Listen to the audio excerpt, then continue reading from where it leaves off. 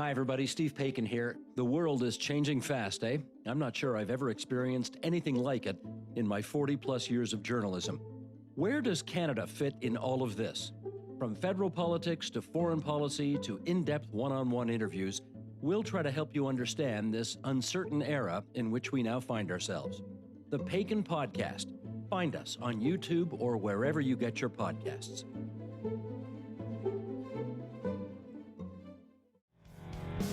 Every Wednesday morning, just after our 10 a.m. update, we turn our attention to Ottawa, and specifically the only reporter-owned and operated newsroom covering our nation's capital. That would be the Blacklocks Reporter. You'll find it online, blacklocks.ca, and you will find it well worth the subscription price. We pay for quality journalism. The managing editor with the Blacklocks Reporter, Tom Korski, joins us for these weekly chats. Tom, good morning. Morning, Mike. Mary Simon, we hardly knew you. What do we know about Louise Arbour, our new Governor General? Well, she has a sort of a political history that irritates some public office holders. But I think the most striking quality that Ms. Arbour has is she's 79. That's very old for an appointee. She would be the first octogenarian in Rideau Hall. She's way beyond the age of any previous appointee as Governor General. Her oldest predecessor, some old-timers may recall, Georges Vanier, he died in office at 78. 79 is too old, Mike.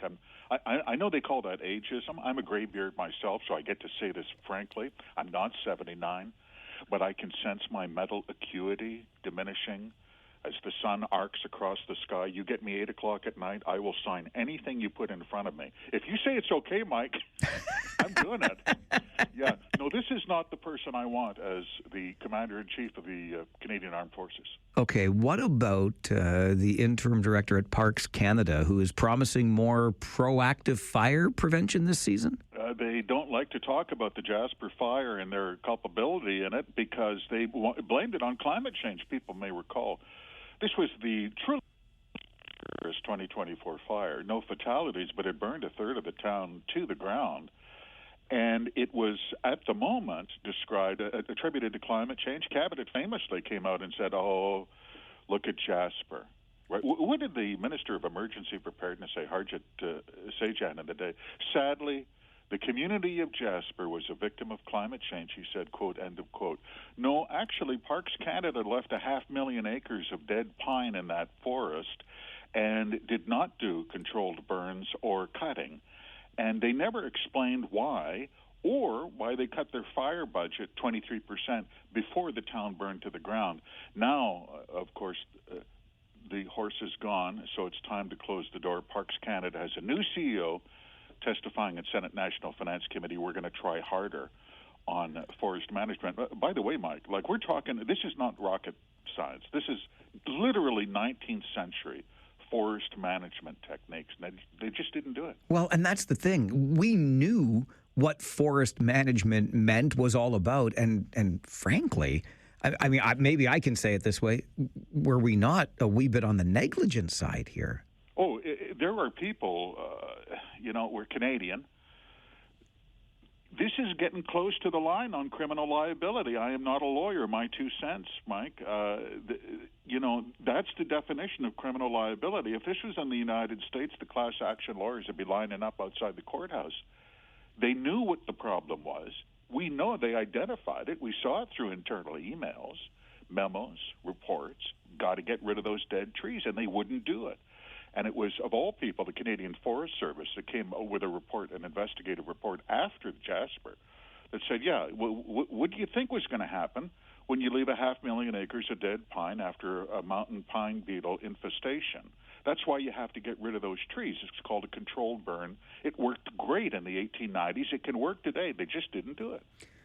Okay, if we had an account, and these are federal government agencies here, Employment and Social Development and the CRA, Canada Revenue Agency, and that account was hacked, now we are on the hook for the $9 million settlement? I'm a little confused. I mean, there's a lot of my money involved in this, Tom. John Cusacker, taxpayer, once again, I know I know there's no novelty in this, once again gets to pay the freight. What happened? In the heyday of the 2020 pandemic relief payment programs, everyone famously remembers the 2000 Canada Emergency Response Benefit checks.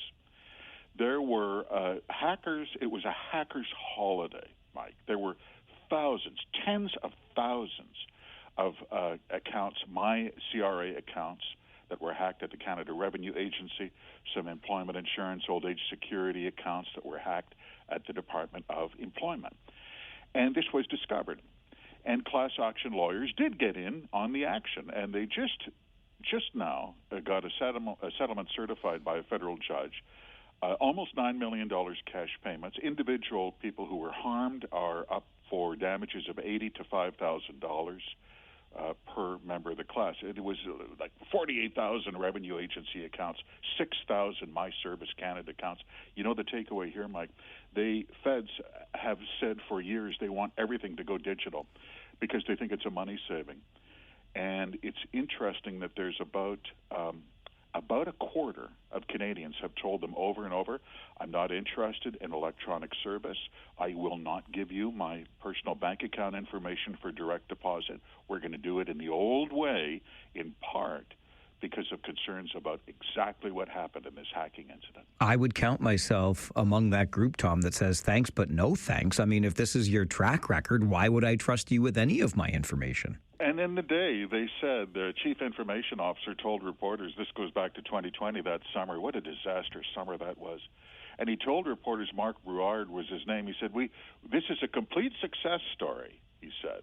You know, we have thousands of transactions every day. I quote him accurately. He was asked, isn't this a spectacular failure? Oh, no, quite the opposite. You know why it was a failure? This came out in court. The Canada Revenue Agency was warned by unidentified police agencies before the hack was confirmed that there was information selling on the dark web that said there was an anomaly in the CRA software. But CRA should have known that. Why? Because a month before the case blew open, there was a suspicious number of failed logins on Canada Revenue Agency My Account. Number one sign that hackers are at play. What did the feds do? Nobody, as Mel Lastman used to say, nobody did anything. And here we are, $8 million. All right. I want to be clear on this next story because this is not coming from some partisan hack or some sort of conspiracy theorist. This is coming from our national spy agency, CSIS, which tells us that Chinese spy rings have been cultivating relationships with Canadian MPs? Absolutely true. It is their annual report. This is not a gotcha moment. This is their annual report to Parliament. It's a very sober document. And in the document, what does it say?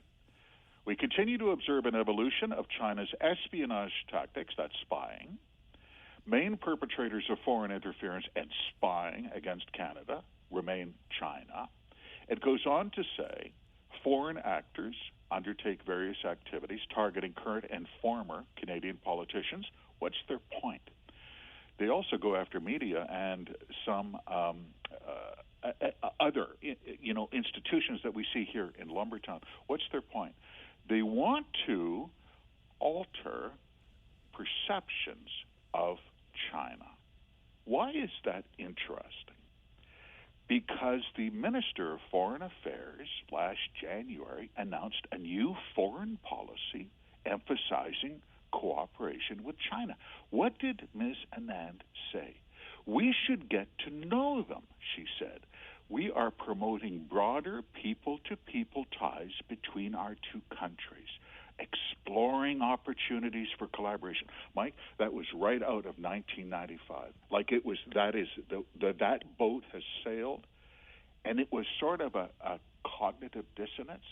You have your number one spy agency telling Parliament, for the love of Pete, wake up. And Cabinet saying, what we need is more friendship.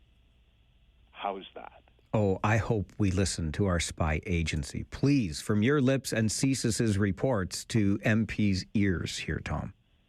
We can hope. We can hope. Little was learned, though, Mike, and there was, even after that Commission on Foreign Interference, the judge, who's now Deputy Minister of Justice in that case, my opinion, my 2 cents, she made one error. She did not name names. They shrank from naming names. And so here we are still left with the theoretical. Which politicians are targeted by Chinese spies? Which media are on the hook? Who are they cultivating and why? Here we are, all these years later, still asking those basic questions. Little was learned. Interesting turn of phrase there, Tom, because it ties into one more thing I want to talk to you about before I let you go. And I considered it when we were listening to our 10 a.m. update here at the station about one of our local mayors not exactly thrilled at the idea of having CCTV cameras installed around our community as a means of crime suppression, given what he has seen by way of surveillance in his Eastern European home country and how these things can go awry. And you at Blacklocks have a story about the very robust records that our federal parliament keeps on us and the things we say about our government? The language here is slightly creepy, isn't it, Mike? This was a Deputy Sergeant at Arms testifying at really a no-account parliamentary committee hearing. And he was asked by some members of the government caucus about people who hurt my feelings on Facebook. And the Deputy Sergeant at Arms said, oh, yes, considerable.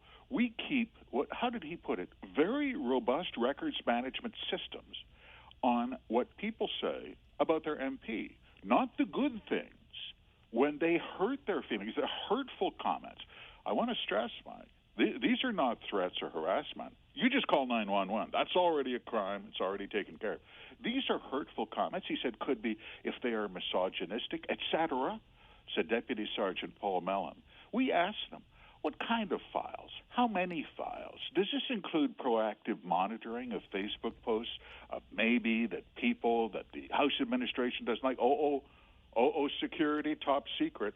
It is we always tell, especially if you're of my generation, not Louis Arbour, but getting there, you feel sorry for people who are accustomed now to growing up and living in a surveillance state. But how's that? House administration keeping proactive files if you badmouthed your MP on Twitter. That's something. I hope they can keep their themselves busy on social media, Tom, because if they ever ask for a transcript of this show, let me tell you, Korski, you and I might I don't want any trouble. Tom, keep up the great work. Thanks for being here. Thank you, Mike. Tom Korski, managing editor at the Blacklocks Reporter, Canada's only reporter-owned and operated newsroom covering our nation's capital, joins us Wednesday mornings just after the 10 a.m. update here on the Mike Farwell Show.